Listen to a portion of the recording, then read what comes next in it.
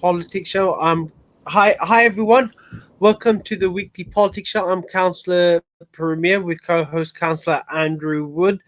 In today's program, we're going to discuss four issues. One is the battle for Brick Lane, or the controversy around the hearing of the Truman Brewery application being heard in the middle of an election campaign, and Andrew and I are going to discuss that. And then in the second segment, we're going to talk about mixed developments. So you have a block where part of it's social housing, the other part's private, and there's all sorts of problems. And we'll talk about our experiences and how we could solve it.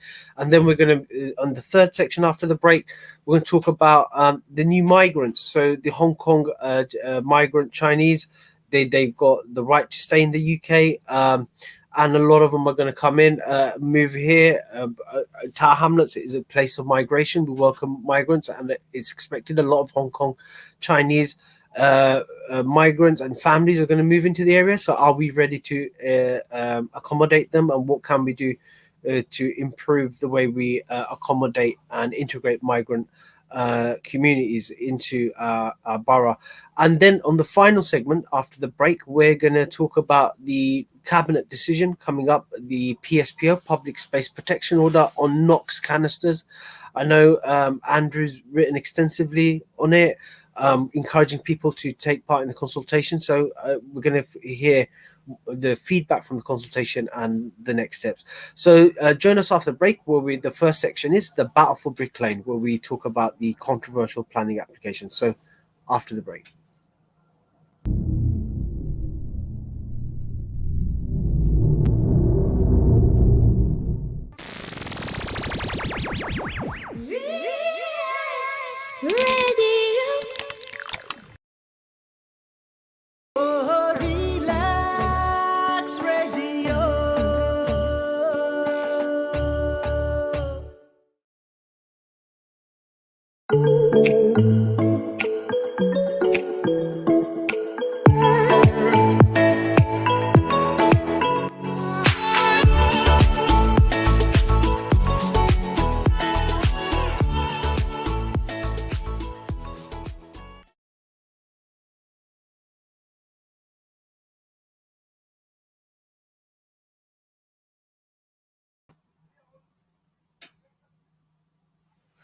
Hi everyone, welcome to the weekly politics show. I'm Councillor Premier with co-host Councillor Andrew Wood on Relax Radio. So in this segment, we're gonna talk about the battle for Brick Lane, or what's developing to be the arguments in the battle for Brick Lane around the controversial Truman Brewery application. And the current controversy is why is such a controversial application with, say, over 7,000 objections is being heard in an election campaign. So I'm going to go over to Andrew. Andrew, you actually wrote a letter questioning why it was being heard on the 27th of April. Do you just want to go through your letter and the background and the kind of response you've had to that? So actually, I got a letter from some local campaigners who were worried about it being dealt with basically sort of a week before a major London election, where planning, because the Mayor of London does have planning responsibilities. So they were concerned about the timing of it and wanted this planning meeting to be held after the 6th of May, when the local elections are. So I forwarded it on to the planning team with my recommendations and made the comment that actually, if you look at social media in Tower Hamlets, the Brick Lane development, Spitalfields, those issues come up a lot. And therefore, this might not be the best time to have a planning meeting. But I never heard back from them. And then it actually is on the agenda next Tuesday night. A development committee is the planning application for one of the developments in Brick Lane. So just to explain to the readers, we have something in British politics called a pre-election period, which is traditionally 3 weeks before an election, and the traditional word for it is purdah.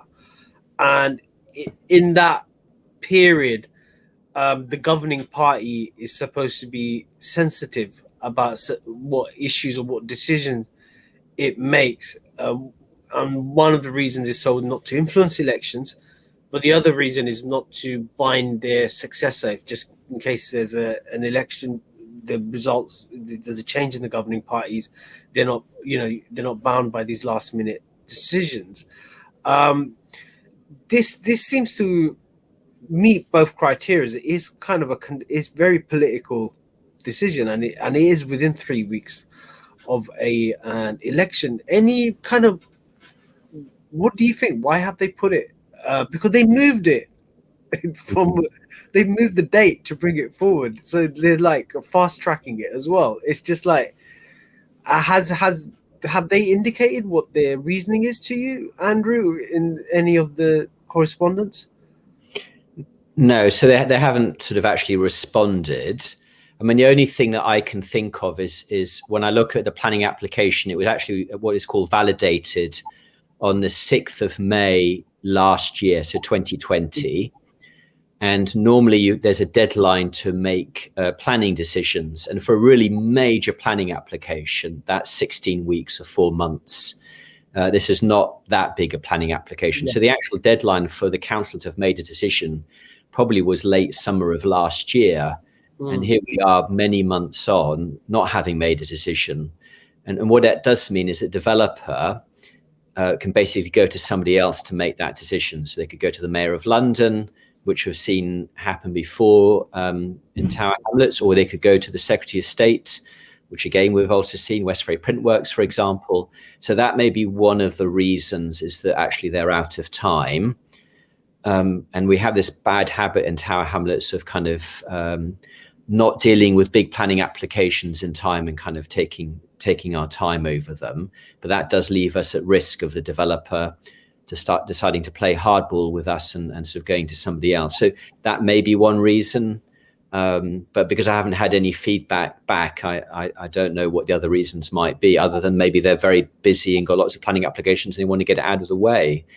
But potentially this is very political, because it's basically about the future of Brick Lane and the Spitalfields area and what that area is going to be. Yeah. Well, it was kind of, the numbers are kind of gobsmacking, kind of over 7,000 letters of objection. That, which is quite massive. I haven't come across any application in Tower Hamlets that's had that kind of number of objections, not in my experience anyway. So it just shows how wide how wide it is, of which out of that 7,000, 700, they said they located the address within Tower Hamlets. And then 3,500, there were no addresses, but that leaves, say, just under 3,000, which are all over London, or the rest of the country. So it just shows how big this issue is.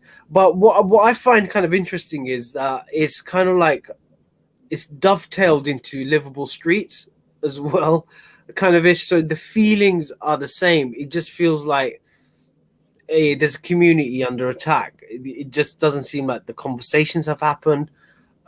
People are not on board, and it seems like they told one thing but something else is happening. And then livable streets happens, they see the same thing, and it's kind of like, I was there last Sunday, and you could feel the actual tension, kind of ish, just speaking to people, and it just seems like it's a crazy way to do things around here. But there is a potential of it sort of like spilling over into I'm not saying we're going to have sort of like riots or anything like that, but I'm just saying that the feeling is really, there's an anger there, and I just don't understand why we keep on doing the same thing, because but it's feeding in a sort of issue. So it's going to be a really interesting planning meeting, and whether the committee members will defer the decision. You've sat on planning committees, Andrew. Have you been on a decision where you deferred it, and how does that decision happen, kind of ish? Yeah, so I mean, that's definitely within the remit of councillors, and it actually happened a few days ago at the Strategic Development Committee. There were some issues in question about a development, so they basically agreed to defer it until the next meeting to give the applicant and the council more time to sort out an answer on a particular issue. Yeah. And so it does happen, fairly often, or perhaps for a site visit. So I know one of the councillors also said she would like to do a site visit, and actually the site in question was actually to the north of this one in Brick Lane, so it wasn't that far away. And that's something they can decide on in the meeting itself to defer the decision until a subsequent meeting. But it helps if they have a decision or there's something specific about it. And this planning application is for office space on Brick Lane. So it's nothing, incredibly exciting or hugely important. It's not that big. So talking about a part 5-story office building and then a basement for plant. So it's not a huge development. So that, the risk of deferring it, I think, is pretty low. Gotcha. Well, that'd be interesting to see whether the committee members do defer it, because I think given the controversy around the scheduling of it, it's a no-brainer. But let's see how it is. Do you want to run through how planning, because a lot of people might be watching that planning committee for the first time? Do you just want to run through how it works, Andrew, and what the committee members will be looking at, or what you're told as a committee member to look at in terms of the application? Okay. So what will normally happen is about a week before the meeting, the planning officers will release a written report, and that report is then published online, and it then basically makes a recommendation as to whether or not to accept or to refuse this planning application. It then goes to a committee, and that meeting is public. There are limited speaking rights. So if you want to speak for or against, you have to register up, several days in advance, and basically you're then given permission. But so one of the problems with that is that normally only 2 residents are allowed to speak against, and maybe 1 or 2 councillors, and they're only allowed to speak for 3 minutes. And 3 minutes is not a lot of time to say what you need to say. But what normally happens nowadays is that the planning officers will give a presentation, like via PowerPoint, with some slides of explaining what it's all about. And then people objecting can speak, and then the applicant normally will then speak. And then there's kind of like a question and answer session with everybody who's kind of spoken, including officers. And then the councillors kind of talk, amongst themselves, but in public, about what they think, and whether they're going to recommend it, whether they want to make changes. And then at the end of that process, there's then a vote as to whether or not to approve the planning application or to reject it. And if they reject it, they have to give reasons. But they can also add conditions as well. So actually, the planning committee has a lot of power if they choose to use it. Gotcha. Well, it's going to be this Tuesday, 5 o'clock. You can watch it live. I know there's some last minute sort of like lobbying. I know campaigners are going to be down in Brick Lane this weekend, just to explain to people what is actually happening. Probably the applicant from Puru might be sending their people down as well, or would be distributing leaflets. So if you want to go down there, go down this weekend, have a look at the site. It's an open car park. You can walk in there and have a look for it yourself.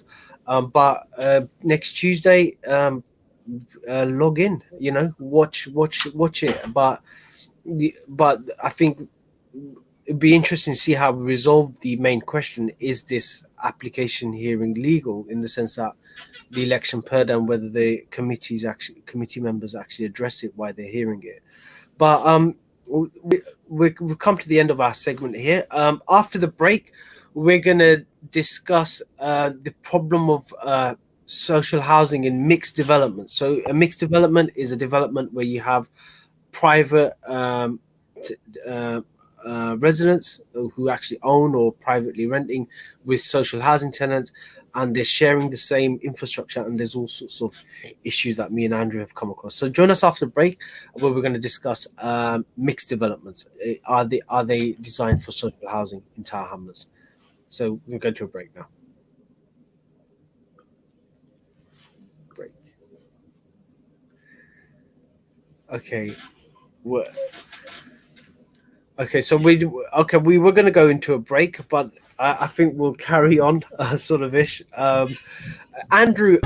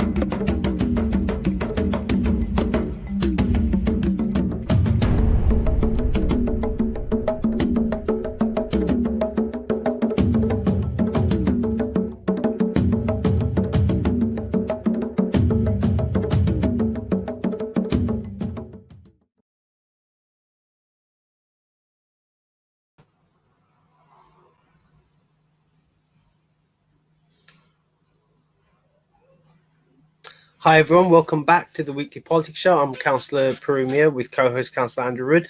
So in this section, we're going to talk about the mixed developments in Tower Hamlets. Are they designed for social housing?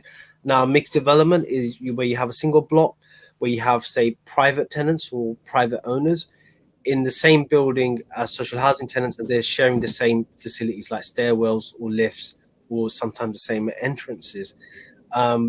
And Andrew, you've sort of like gone on social media to highlight problems of mixed developments in your ward, or around your ward.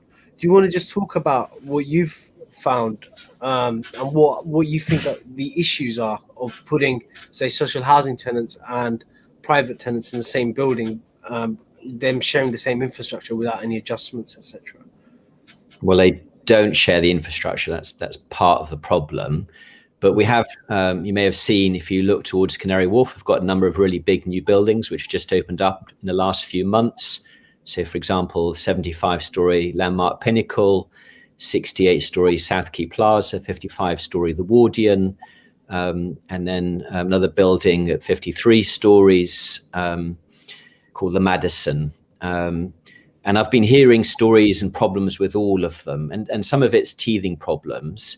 And what's interesting is with some of these buildings is because they're kind of completing from the bottom up, they actually haven't finished the top bits yet, but the bottom bits are basically the social housing. So in a number of these buildings, it's actually the social housing tenants who are moving in first. And I've been aware of problems, but there was one, and I won't say which one and I'll explain why in a minute, but there's one tower I've come across just in the last couple of days. And I got an email about 2 hours ago from one of the residents who actually is a bit of an expert because of his day job and some of this stuff. And when I read, he listed like 25 problems with the building. And my immediate response is it was not safe to have put residents into that building at this stage of completion. Because basically, I'm going to give you one minor example, is that if you're in the basement, the only way of exiting the basement currently, because of the construction that's still going on, is via the lift. But if you have a fire in the building, then the lift gets shut down. So he's basically saying is that you would get trapped in the basement if there was a fire in the building. The front door keeps breaking, and that's a pretty routine issue. And I think one of the problems is, these are, this building is, all of these buildings are over 50 stories. These are really complex buildings. with lots of mechanical and sort of electrical items, and just simple things about how the billing system works for your, heating and electricity. So if in this particular building, if your credit runs out on your account, it automatically switches off your hot water, your heating, and your electricity. Wow. Okay, which, wow. I mean, I was shocked when I heard that. But you can't even find out. It's not a question of you're running out of money. You don't even know whether you've run out of money or not until your electricity shuts off, because you can't get access to the meters. So part of the problem is I don't think we've really thought through the implications of how complex these buildings are. And then the other part of the problem is you've then got different people involved. So the top part of the building is the managing agent, and the bottom part of the building, and I will name them, it's Network Homes of the Housing Association. And they just seem to be completely missing in action on a lot of this stuff. And they just don't seem to be dealing with this stuff. And some of it's teething problems with a brand new building. And some of it does seem to be, some fundamental problems, like, how your waste gets removed and all the rest of it. And it's this particular building, it's, as I said, over 50 stories, and the lifts routinely break down. So what happens if you're on the 15th floor and the lift doesn't work? Are you going to walk up and down? And I see on Facebook, one of the things that they do is they tell each other that the lift isn't working, and then people then sort of say, tell me when it's working, and I won't come home until you tell me that it's working. So they stay wherever they are until they know it's safe to come home. And I was astonished and I've only found this out in the last 2 days, so we're still at the really early stages of figuring this all out. And this is a brand new building that's only been occupied since this November of last year. But it's not a fit for purpose home. It's not a safe home. And I think there's lots of other buildings like this. I'm surprised that the local authority hasn't stepped in. Like, I know that you have to be compliant in terms of construction, in terms of building regulations, and the local authority. I know you could get private thing, but there's some oversight from the local authority. So they have to sign it off. A construction site is under the control of the local authority. Once a local authority signs it off, then people could move in, and then the responsibility goes to the fire authority. Mm-hmm. So it just seems like, have we taken our eye off the ball? But it seems for me like, have we taken our eye off the ball in terms of when it came to planning as well? Because you've had the issues of Grenfell, where you had social housing in massive tower blocks, and that's kind of like got people thinking, like, is it wise for us to have dense kind of social housing? Have we sort of like, well, why is it not picked up? And given the sort of like projections of tall towers going all over Tower Hamlets, have those discussions fed through in terms of planning, Andrew, or have the planners picked it up as well? Well, they're going to, because I got this really good detailed email from one of the residents of the building, and it's a really good email because the person who wrote it knows what they're talking about. So, at 3 or 4 points when I read it, my jaw just dropped because I couldn't believe what he was writing. So they are. So when I forward the email on, which I'll probably be doing this weekend, they will find out. But I think this building is particularly bad. I've seen some of these same issues in other buildings. So it's not like this building is unique. The problem in terms of building control is that the building owners can pick another company rather than the council to sign it off. But we, as Tower Hamlets Council, put it on our housing waiting list, and people were bidding for those properties. So it is on our housing waiting list. So by default, we are involved in the process or the decision to allow people to bid for those properties. And in my view, that property is not fit habitation. Well, it's not safe habitation while it's still being constructed. And it may not be because of some of those fire safety issues. I don't know whether they're issues now because construction hasn't finished on the upper floors, or whether these are systemic issues. So, we are involved even if we didn't sign off the building. And I think this is one of the issues, is we just don't think enough about. And we've tried this in the planning process. Some of the other residents, not just me, have made this point, is that we don't think enough about what happens after completion. It's like the planning process ends on the day that people say it's okay to move in, and we don't think enough about what happens thereafter. And we have made some attempts, and we keep getting rebuffed. But I think, looking at this tower, I mean, it's so shocking, some of the things that people are experiencing. I think that's going to be much harder to argue against. And some of these things are fixable. You know, it's basically sort of making sure that the building is safe, even if it's being constructed on. You know, so doing some kind of inspection before you say, yes, it's okay for residents to move in. And there's a bunch of other practical things that can be done, just that we just don't look at these issues as far as I know, we don't look at these issues. I think it's going to be more and more an issue, but for me, like, it seems like it goes much more fundamental in terms of these buildings are not designed for social housing. So like I've been following architecture, and like there was these French guys who won an award because they specifically thought about how people in social housing use the building, and they, instead of demolishing it, they adapted the building and they won an award for that. But these actual buildings, when they're actually designed by the architects, social housing is not thought about it. It's not there in the forefront. It's basically only afterwards, when they allocate the units, they start thinking about it. And my question is, are these buildings as a whole suitable for social housing? Are we as a planning authority or local authority missing the boat on this? Do we intervene early on and say, you know, you have to basically make requirements for social housing? There has to be some kind of priority in that, or do we say build them off site, for example, instead of putting them in the same building? What's your thoughts on that? So I've changed my view on this over the years. So my view is places like Marsh Wall, which will be, you know, Manhattan, you know, denser than Manhattan. These are not suitable places for family-sized social housing. You know, access to cars, you know, well, basically there is no access to cars, or car parking is kind of one issue. Access to playgrounds and kind of all the other things.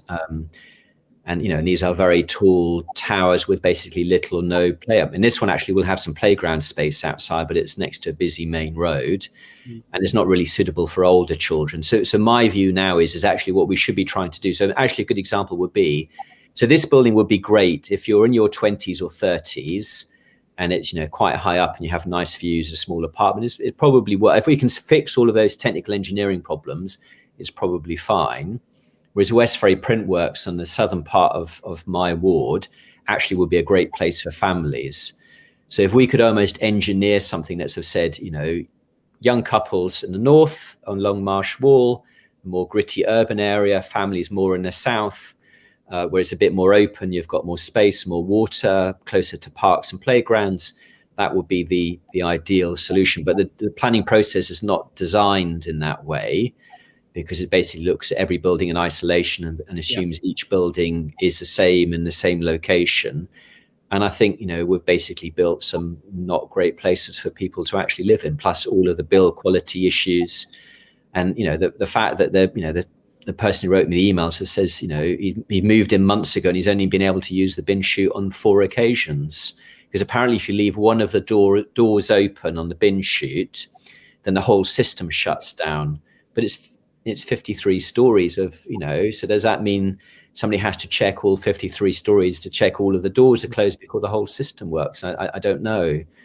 And, you know, but this is also an issue for the private housing as well. Some of these issues are not just for the social housing, you know, they affect the whole building. But I think it's particularly worse for the housing association tenants, because the housing associations, I don't think, are very good at managing these buildings.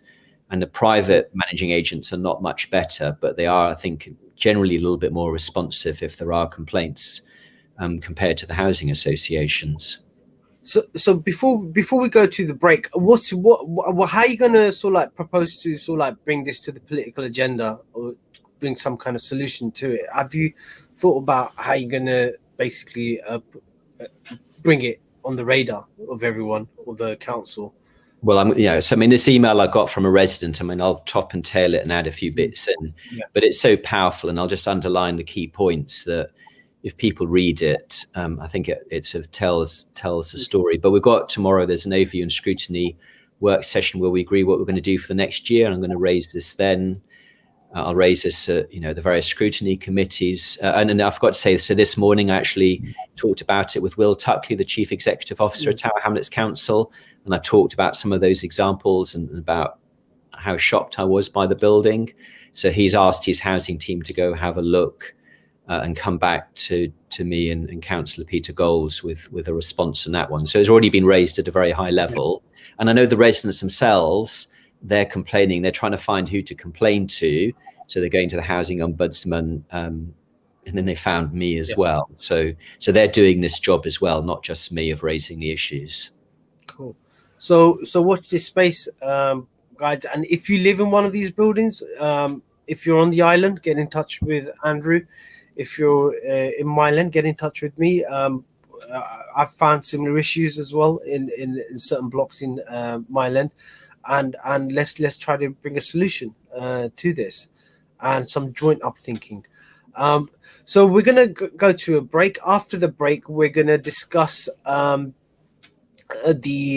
fund created by Whitehall, a £40 million fund allowing local authorities to welcome migrants from Hong Kong, the Hong Kong Chinese, into the UK. So Andrew and I are going to discuss it after the break. And is Tower Hamlets ready for 21st century migration? So join us after the break. We're going to go to a break now.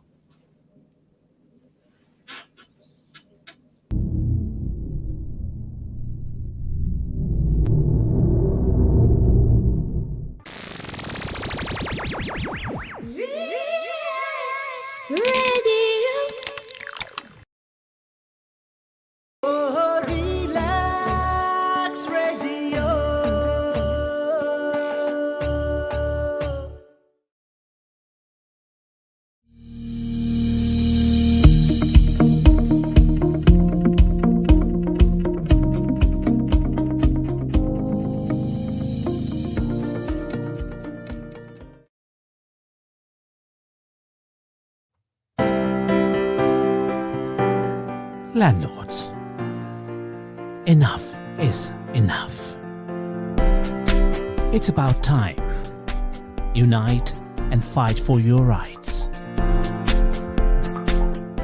Join NLA. That's Newham Landlords Association.co.uk. Have your say only with NLA. www.newhamlandlordsassociation.co.uk.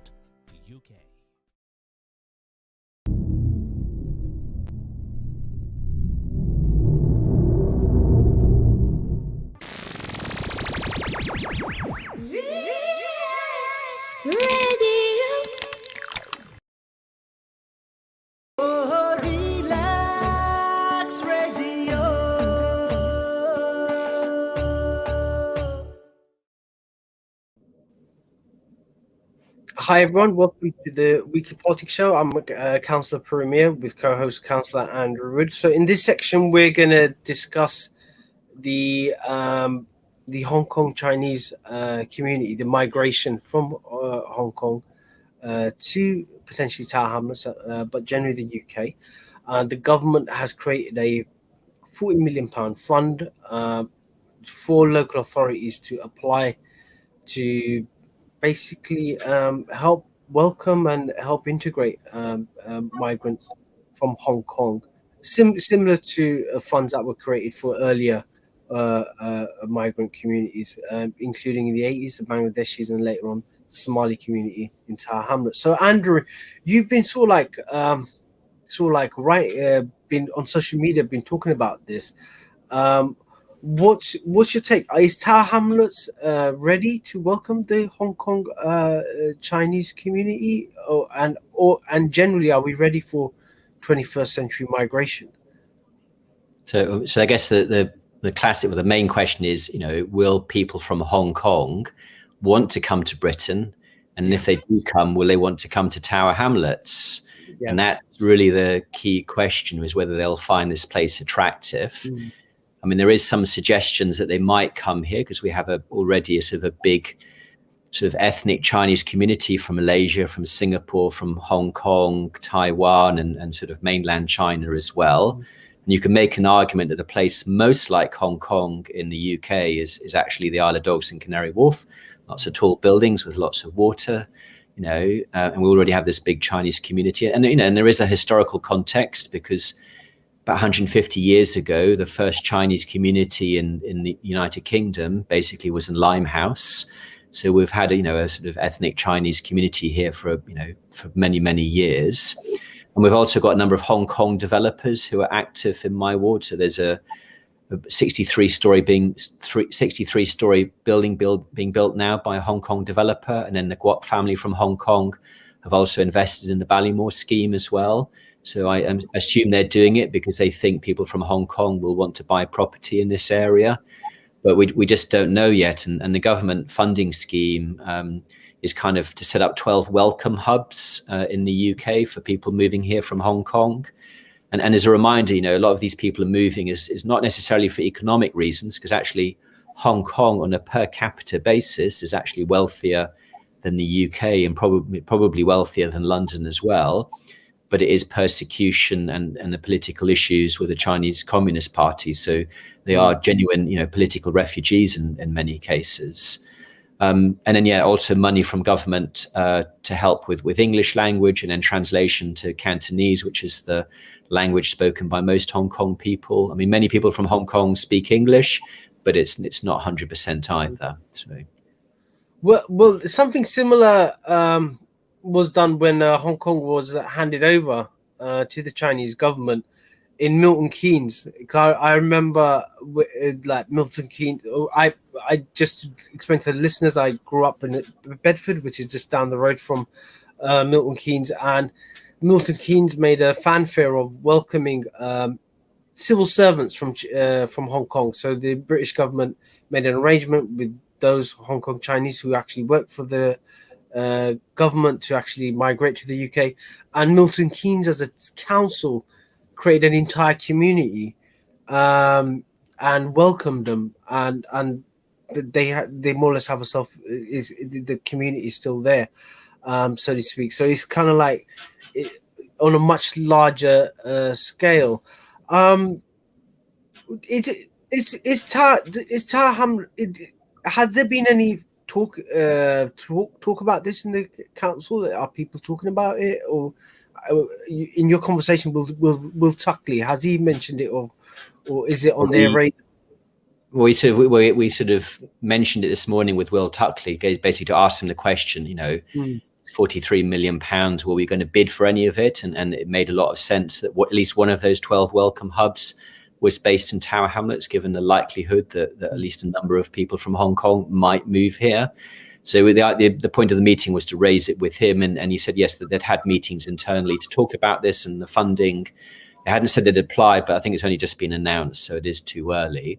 But I think it's a real question for us. I mean, Tower Hamlets traditionally has been the first home for many immigrants over the centuries, from the French Huguenots to the Jews in the 1930s, to the Bangladeshis in the sort of 60s, 70s and 80s, and then more recently the Eastern Europeans. And, now, for example, in my ward, Canary Wharf, 55% of people in my ward were born overseas from all kinds of different countries.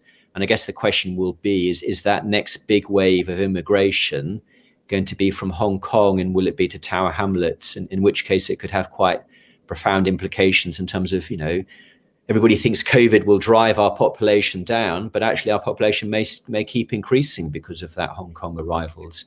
And that has, quite important implications, for example, like, my local supermarket, Chinese supermarket, just moved into bigger premises. And in Canary Wharf, there are a number of sort of Chinese restaurants in the Royal Docks. There's a new Hong Kong style restaurant opening up, I think, next week, and they're making a big play on the Hong Kong link.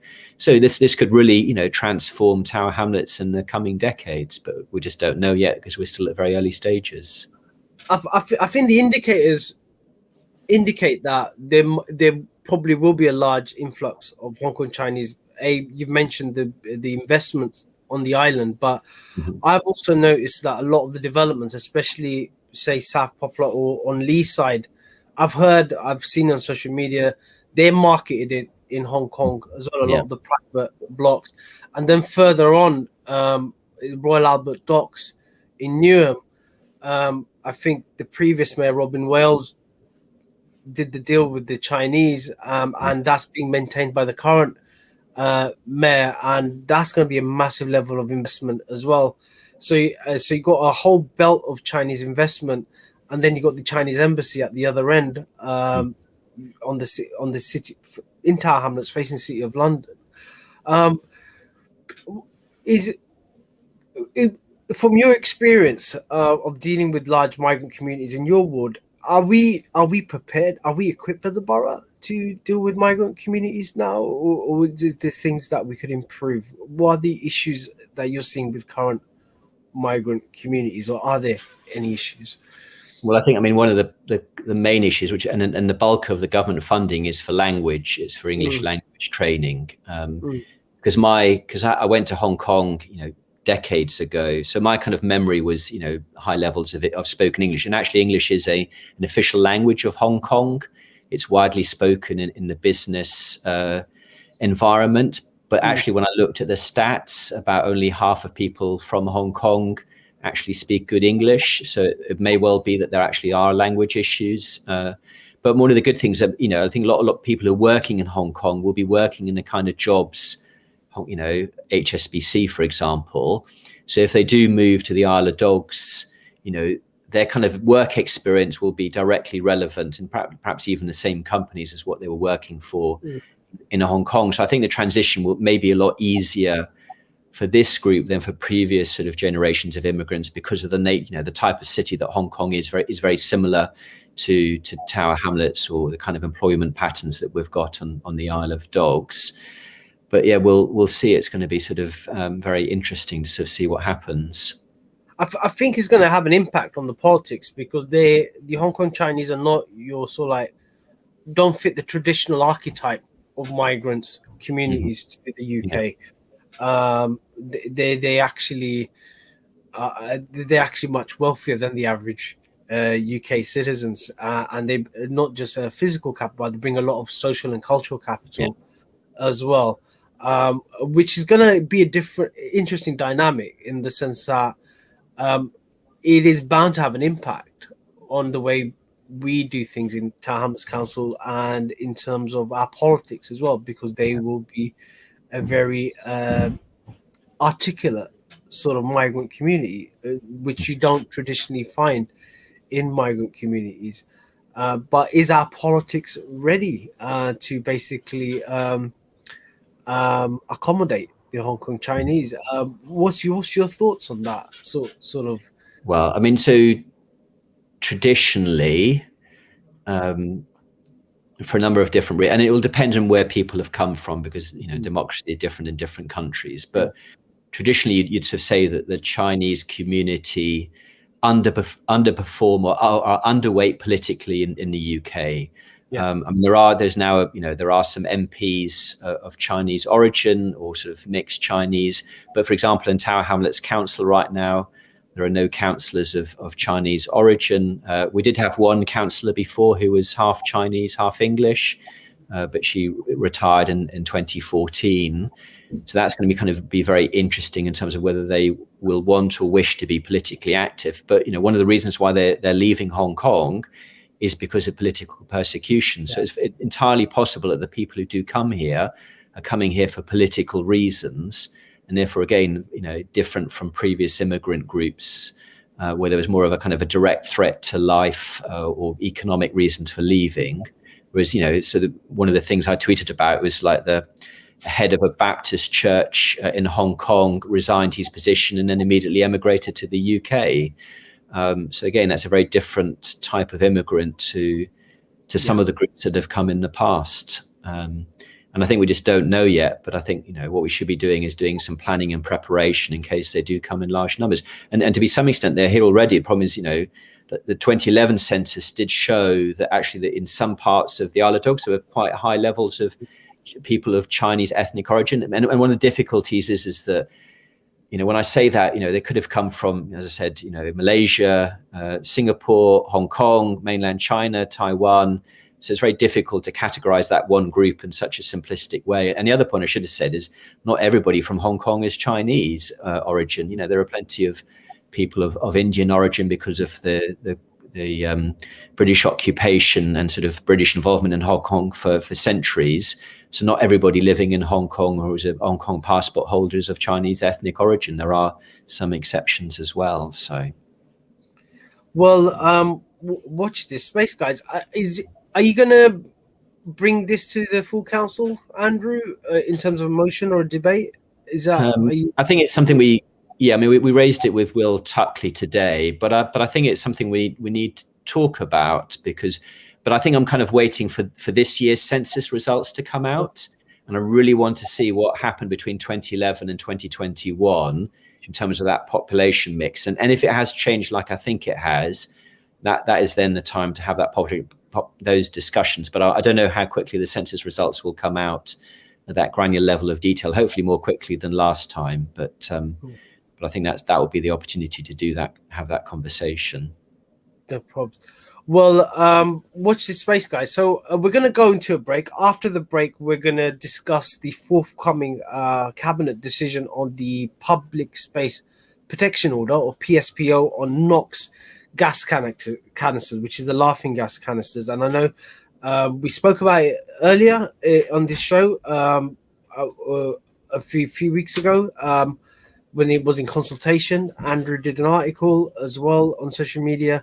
Now it's going to come to cabinet. So join us after the break where we discuss the Public Space Protection Order on laughing gas NOx gas canisters. So we're going to go to break now.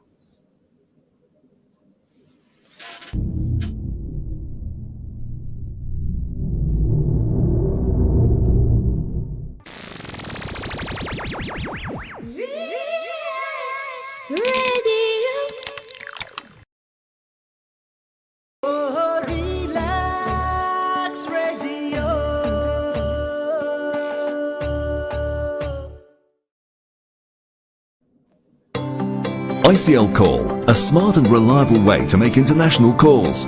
Now you can call from anywhere in the world using ICL Call app without any roaming charges. You can also use our pinless services, not only in the UK but also from Europe, and call your loved ones abroad with competitive rates. Use ICL Call service from your landline, PC or any mobile phones. Register free on www.iclcall.com and start using the service that suits you.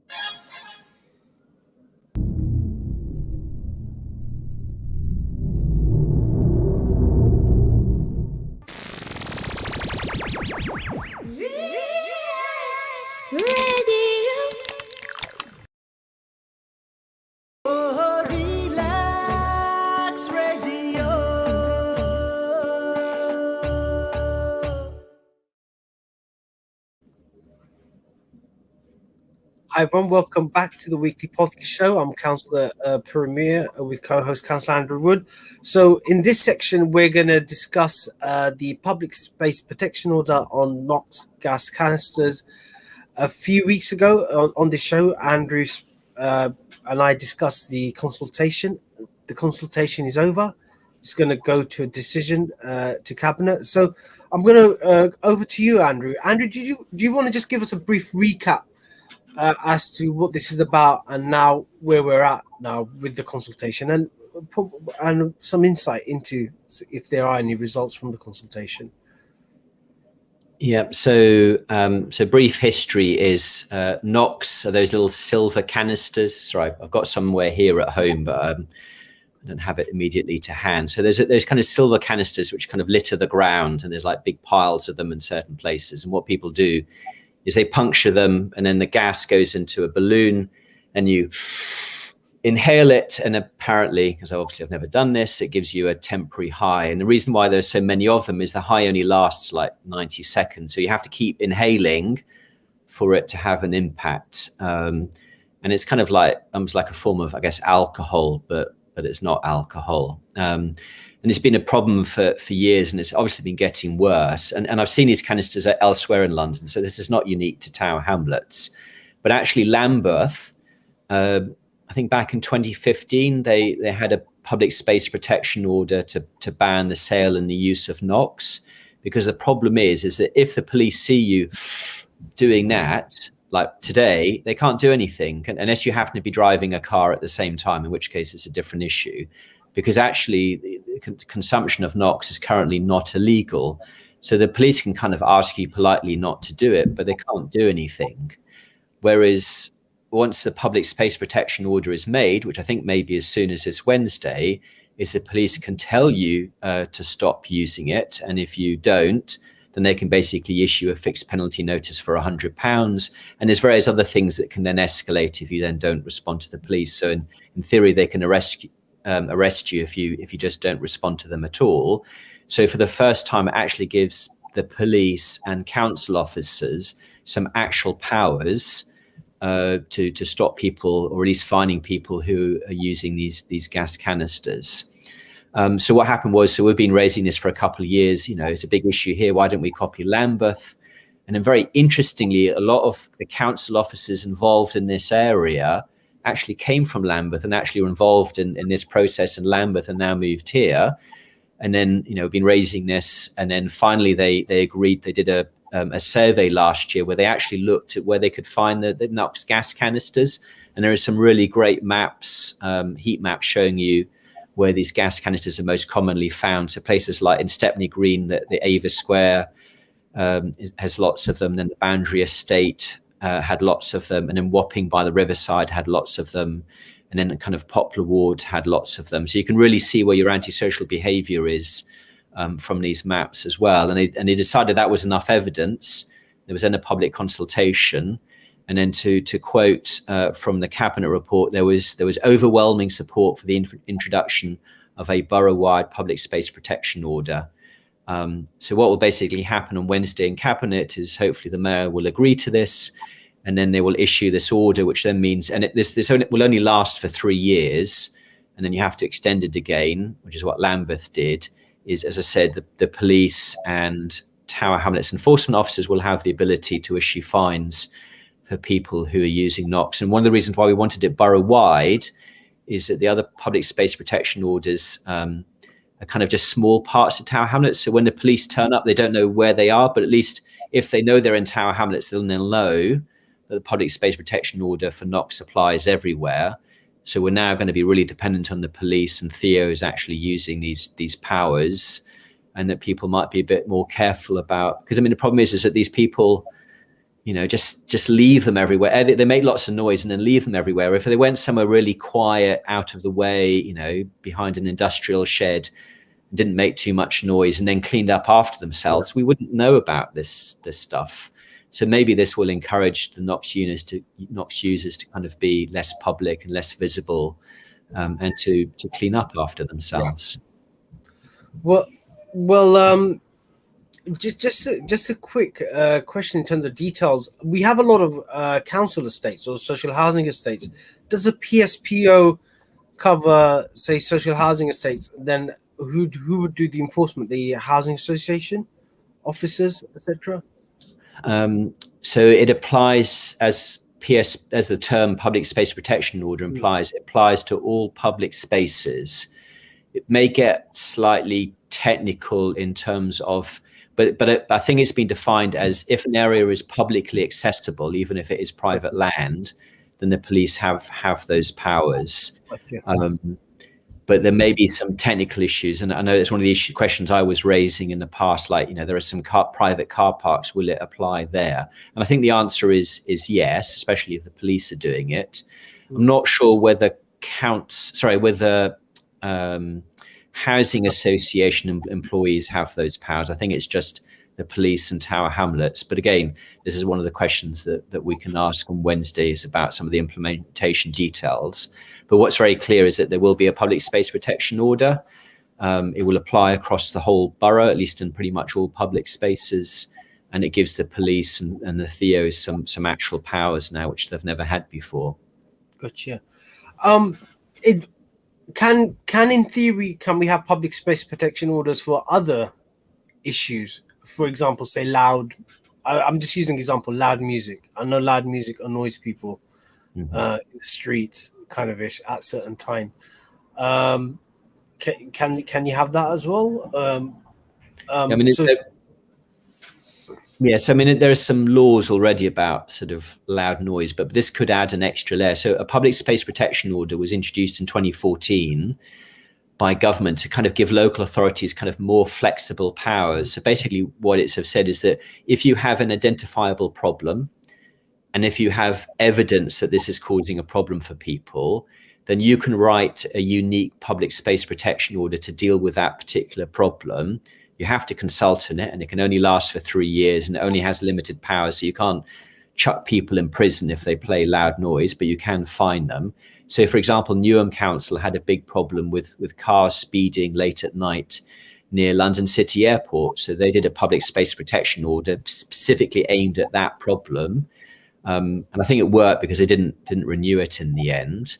So if you had a good example would be we've got a big problem in my ward with some buildings with Deliveroo scooters riding on the pavement or on pedestrian areas to get to their destination. So we could do a public space protection order that made it a finable offence for Deliveroo scooters, to drive on pavements or in pedestrian areas, because that's a specific problem. There may be other, laws in place that we could use. But again, if a driver got £100 fine, they might think about, not doing it again. But again, so unique problems can have unique public space protection orders. I know they have a bad reputation in some areas because they've been perhaps used to deal with, homeless people sleeping. And so I think, some people have probably abused public space protection orders, but I think they can be a very useful tool if they're dealing with very specific problems. So in terms of next steps, it's going to go to cabinet. When do you think this is going to be implemented? When would residents on the streets notice this happening? Well, I actually think from the date of that cabinet, because the report isn't entirely clear, but it then talks about it will last for 3 years until 27th of April 2024. So that kind of implies that it goes into action like the next day. But my understanding is you have to put up signs. So if you've been in Brick Lane or Ropemakers Fields, which are the two places with public space protection, there's these kind of signs telling people what the rules are. So I suspect until we put the signs up or do some kind of campaign of publicity, I suspect we probably won't issue fines on day one, because otherwise the risk would be of a legal challenge. But the implication is that it has immediate power. Gotcha. Wow. I didn't expect it to be that soon. Yeah. But it just shows. So that's something to watch out for. When is the cabinet meeting, Andrew? Wednesday at 5:30 p.m. So Wednesday, if you want to watch, if you're interested in it, Wednesday, 5:30 p.m. cabinet meeting. You can go on the council website, watch it live, and also you could read the report on the council website as well. But before we finish, Andrew, is there anything else to watch out for next week? We've got this planning meeting and we've got this cabinet. Is there anything else to watch out that's gonna that people need to keep an eye on, in your view? Can't think of anything immediately for next week, other than obviously the week after we've got elections. Yeah. But no, there's nothing else for next week. We've got the big referendum. Kind of issue. Yeah, we'll try to get a debate, guys. Promise you, we'll try. Andrew and I will try to arrange that, and see if we could have a three-way contest, not a two-way one. But thanks for listening, guys. For to the show. Join us next week and enjoy the weekends. I'm Councillor Puru with co-host Councillor Andrew Wood. Thank you for watching the Weekly Party Shows. Thank you. Bye-bye. Okay, goodbye. Bye. Thank you.